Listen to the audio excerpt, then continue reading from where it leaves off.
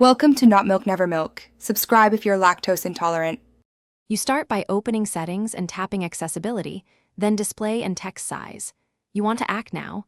Choose Smart Invert to flip UI colors but keep photos intact, or Classic Invert to reverse everything.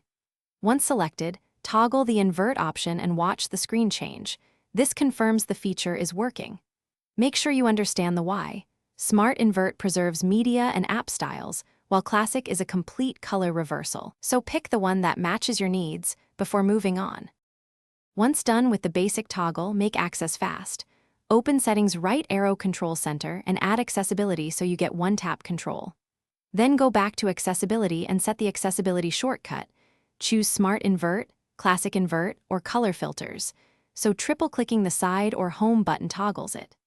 Test the shortcut in Safari, Photos, and third-party apps to observe how each app handles inverted colors, and adjust which invert mode you use based on how images and UI elements appear. Finish by practicing the quick methods. Use Control Center or the triple-click shortcut to switch inversion on and off.